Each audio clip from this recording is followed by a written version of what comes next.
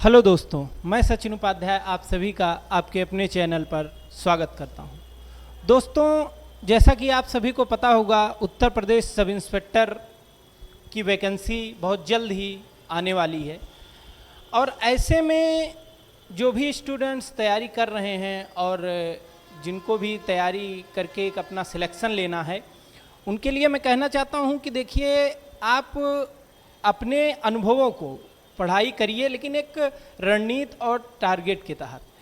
आप जो सिलेक्टेड हैं, जिस रास्ते पर आपको चलकर मंजिल तक पहुंचना है, अगर उस रास्ते पर चलकर कोई मंजिल पे ऑलरेडी खड़ा है तो उसके अनुभवों को ज़रूर जानिए, वो आपके लिए बहुत ही बेनिफिट है। तो इसी कड़ी में आज मैं आप लोगों से रूबरू कराने चल रहा हूँ, आप लोगों से मिलवाने चल रहा हूँ एक ऐसे पर्सन से जिन्होंने न केवल Uttar Pradesh police sub inspector में 2023 में चयनित हुए, बल्कि निरंतर 2 वर्षों से पुलिस विभाग को अपनी सेवाएं भी दे रहे हैं।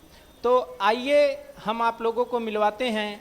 आज हमारे साथ हैं सब इंस्पेक्टर अंकित जी हमारे साथ हैं और ये किस तरीके से अपने तैयारी के दौरान अपने सिलेक्शन को सुनिश्चित किए, इनके साथ हम इनके अनुभवों को जानना चाहेंगे।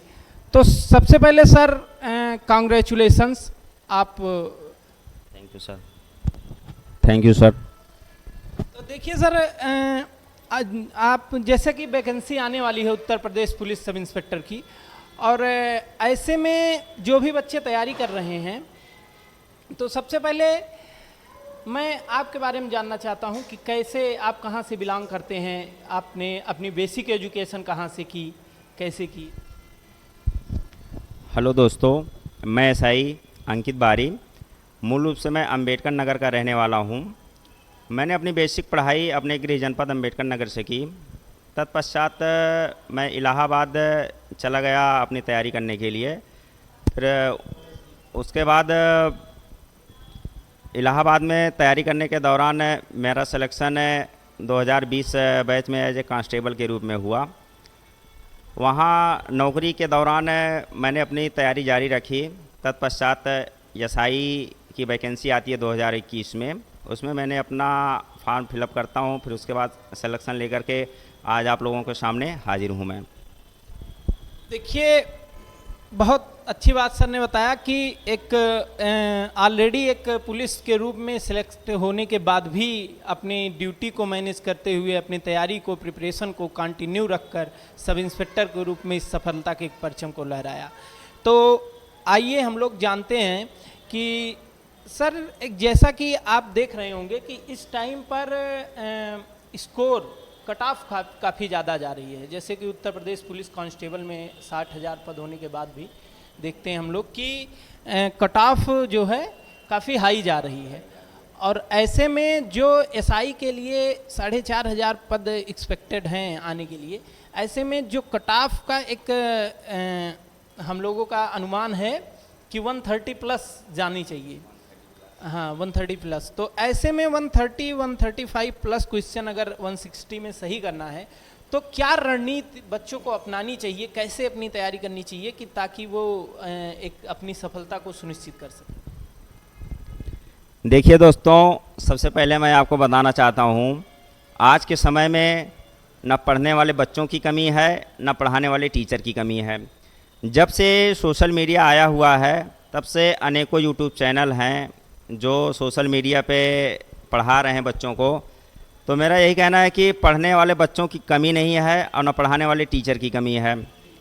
जो पढ़ाई करना चाहता है, पहले के समय में क्या होता था, बच्चे इलाहाबाद, दिल्ली या लखनऊ पढ़ाई करने के लिए नहीं जा पाते थे जब ऑफलाइन कोचिंगें हुआ करती थी। लेकिन सर, आज के समय में ऐसा है कि हमें अगर पढ़ाई करना है तो हम घर बैठ के भी पढ़ाई कर सकते हैं।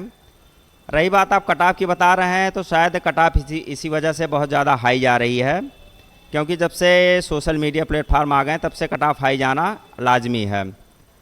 यूपीएसआई में सेफ स्कोर तो 130 प्लस ही रहता है। देखिए, बहुत अच्छी बात सर ने बताया कि आज के टाइम पर कोचिंग्स जो नहीं भी जा पा रहे हैं अपने घरों से ऑनलाइन के जरिए पढ़ ले रहे हैं, और यही कारण है शायद कि जो कट ऑफ ज़्यादा जा रही है।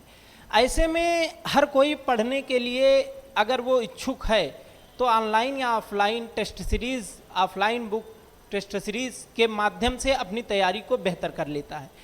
ऐसे में आप लोगों को ये चीज़ सुनिश्चित करना होगा कि क्या रणनीति हम बनाएं, क्योंकि कट ऑफ कहीं ना कहीं ज़्यादा जाने वाली है। और आप लोग यदि अपनी सफलता को सुनिश्चित करना चाहते हैं तो एक रणनीति, एक टारगेट बनाकर जरूर पढ़िए। कभी कभी हम देखते हैं सर कि बच्चे पढ़ते तो बहुत ज़्यादा हैं कि 8-8, 10-10 घंटे पढ़ लेते हैं, लेकिन वो सिलेक्शन से रह जाते हैं। तो कहीं ना कहीं आप सिलेबस को ध्यान में रखिए। और जैसे अब एक एग्जाम्पल के रूप में कि 25% ईच सब्जेक्ट का रेशियो है, हिंदी, मैथ, रीजनिंग, जीके।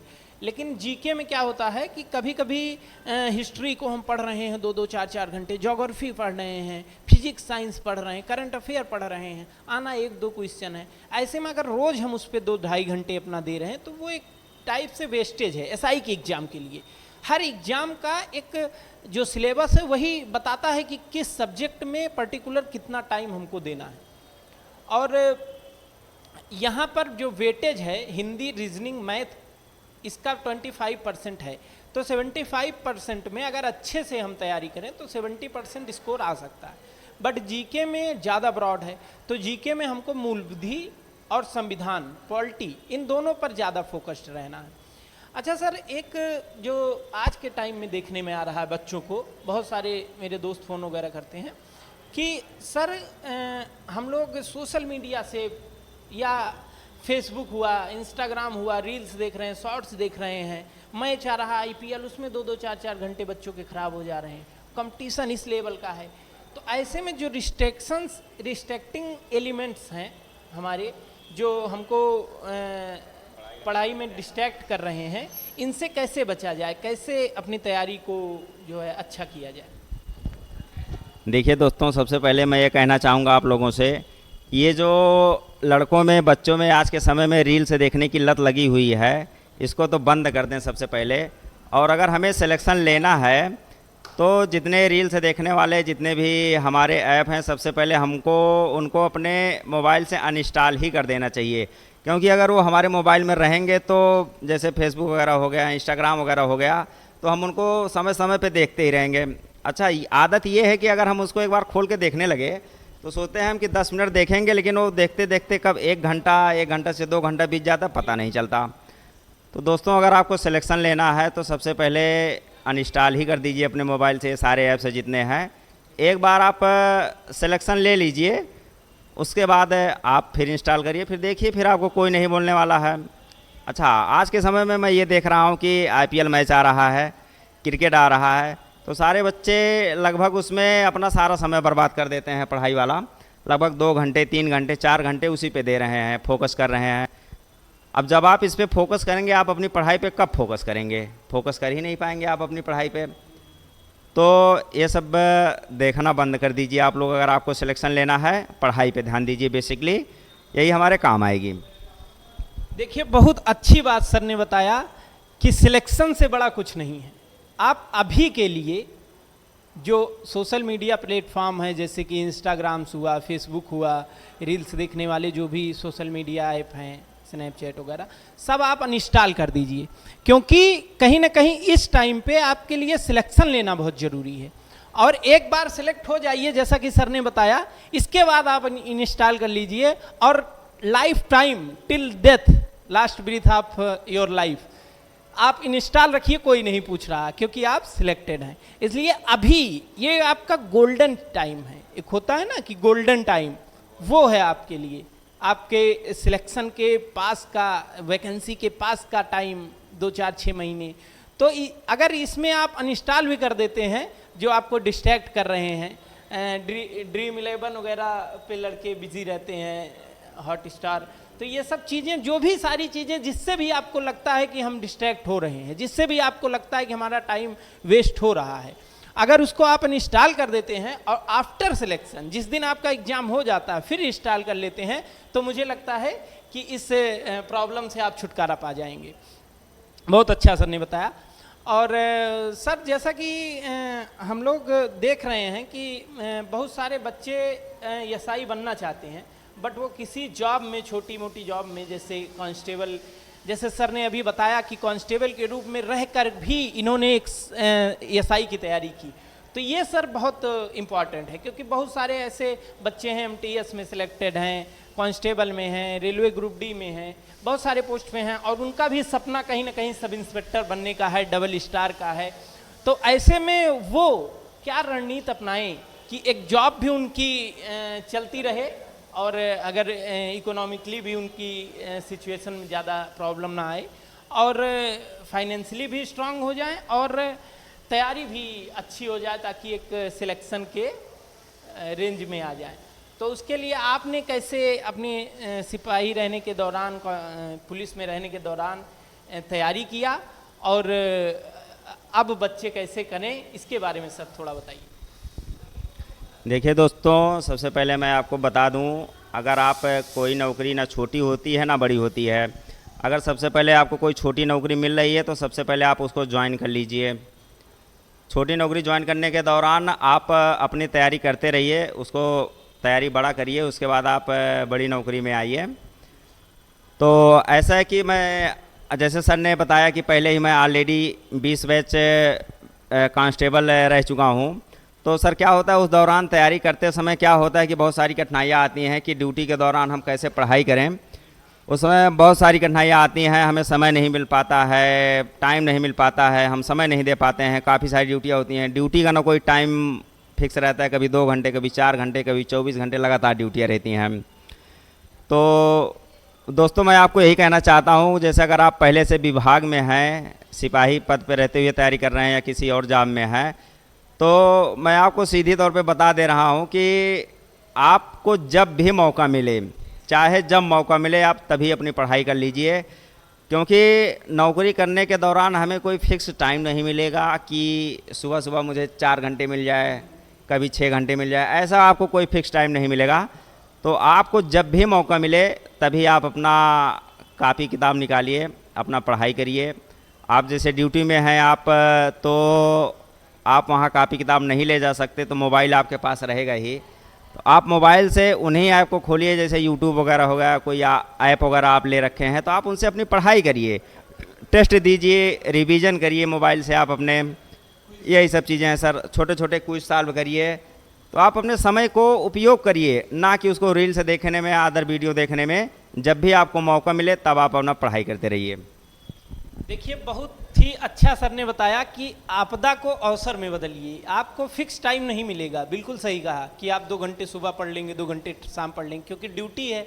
और सिपाही में खासकर सर देखते हैं पुलिस विभाग में कि कब कितनी ड्यूटी करनी पड़ जाए कोई भरोसा नहीं। ऐसे में जब आप बैठे हैं कहीं, आप अपने थाने चौकी में बैठे हैं, फ्री टाइम आपको 1-2 घंटे मिला, आप बैठ के मोबाइल चला रहे हैं, तो ऐसे में मोबाइल में वो चीज़ें चलाइए, वो एप्लीकेशंस, वो क्विज खोलिए छोटे छोटे, वो जो है पीडीएफ्स फॉर्म में देख लीजिए, या फिर कुछ पढ़ के आए हैं उसकी इमेज रखे हैं तो उसको रिवाइज कर लीजिए, और ऐसे ही अपनी तैयारी को बेहतर कर सकते हैं। तो सर ने बहुत अच्छा बताया और अपने अनुभवों को हमारे साथ शेयर किया। तो आप लोग इसी प्रकार अपनी तैयारी को बेहतर कर सकते हैं। अच्छा सर, लास्ट में आप जो भी तैयारी वैकेंसी आई है, इसके नई वैकेंसी है, इसके बारे में बच्चों को क्या सलाह देना चाहते हैं और जाते जाते क्या कहना चाहते हैं? देखिए दोस्तों, जो नई वैकेंसी आने वाली है लगभग 5,500 के करीब आने वाली है, तो उसमें मैं आप लोगों को यही कहना चाहता हूं कि आप अपनी तैयारी अच्छे से करिए, अच्छे से करिए। अच्छे से करने का मतलब क्या है, आप एक अपना मिशन सेट करिए, अपना टारगेट सेट करिए कि हमको कैसे करना है। जैसे यूपीएसआई में बेसिकली 160 क्वेश्चन आते हैं, तो 40 क्वेश्चन हिंदी होते हैं, 40 रीजनिंग होते हैं, 40 मैथ होते हैं, 40 जीएस होता है। जीएस में क्या होता है, लगभग उसमें जीएस में 2 पार्ट होते हैं, उसमें पॉलिटी ज़्यादा क्वेश्चन आते हैं, लगभग 18 क्वेश्चन के आसपास पॉलिटी आते हैं।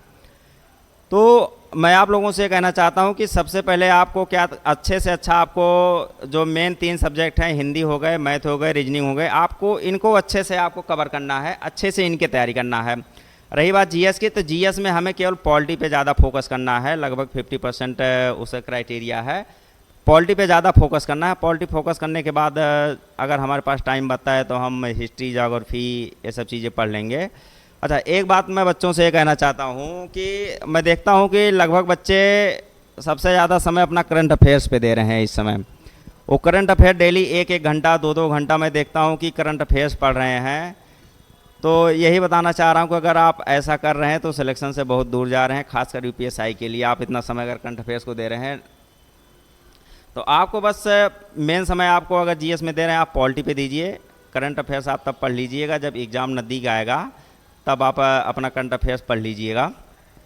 लास्ट में मैं यही कहना चाहता हूँ कि परिंदों को नहीं दी जाती तालीम उड़ानों की, परिंदों को नहीं दी जाती तालीम उड़ानों की, वो अपनी मंजिल खुद ही तय करते हैं आसमानों की, वो अपनी मंजिल खुद ही तय करते हैं आसमानों की। रखता है जो हौसला आसमान छूने का, रखता है जो हौसला आसमान छूने का, परवाह नहीं होती उसे गिर जाने का, परवाह नहीं होती उसे गिर जाने का। बहुत अच्छा सर ने आप लोगों के लिए बोला है 2 लाइन। और सर ने बहुत अच्छा आपको बताया कि कैसे आप अपनी तैयारी में अच्छा स्कोर कर सकते हैं, कैसे आपको टाइम देना है सब्जेक्ट्स पे। और एक बात सर ने जो बताया बिल्कुल सही बताया कि अगर आप यूपीएसआई की तैयारी कर रहे हैं, खासकर सब इंस्पेक्टर पोस्ट के लिए, तो उसमें करंट अफेयर का वेटेज बहुत कम है। और अगर आप डेली जो सर ने बताया जैसा कि 1-1, 2-2 घंटे करंट अफेयर देख रहे हैं, तो खासकर अगर अभी करंट में यही एग्ज़ाम आपके सामने है यूपीएसआई का, तो उसके लिए आप इतना टाइम वेस्ट मत करिए, वो टाइम आप पॉलिटी या मूल विधि को दीजिए। तो बहुत अच्छा लगा सर, आपने इस तरीके से अपने अनुभवों को शेयर किया और तैयारी करने वाले बच्चों के लिए काफ़ी हेल्पफुल रहेगा ऐसी वीडियोस। और तो इसी प्रकार जो है आप लोग अपनी तैयारी को करिए। अच्छा सर, एक जैसे कि बच्चों को जो टेस्ट में स्कोर नहीं होता, जैसे बहुत सारे बच्चे हैं कि कहते हैं कि सर पढ़ते तो हैं, हर सब्जेक्ट पढ़ते हैं, 2-2, 4-4 घंटे पढ़ते हैं, बट एक स्कोरिंग जो लेवल है वहाँ तक पहुँच नहीं रहे हैं। ऐसे में या टाइम कम पड़ जा रहा है, या फिर हम उतने अच्छे से कम टाइम में क्वेश्चन को इतनी फास्ट तरीके से सॉल्व नहीं कर पा रहे हैं। उसके लिए भी सर थोड़ा सा गाइड कर दीजिए, कैसे क्या इन लोग। देखिए सर, मैं कहना चाहता हूँ कि आप कितनी भी पढ़ाई कर लीजिए, आप 6 घंटे, 8 घंटे, 10 घंटे पढ़ाई कर रहे हैं, लेकिन जब तक आप मॉक टेस्ट नहीं लगा रहे हैं, स्पीड टेस्ट नहीं दे रहे हैं, आपका स्कोर नहीं बढ़ने वाला है।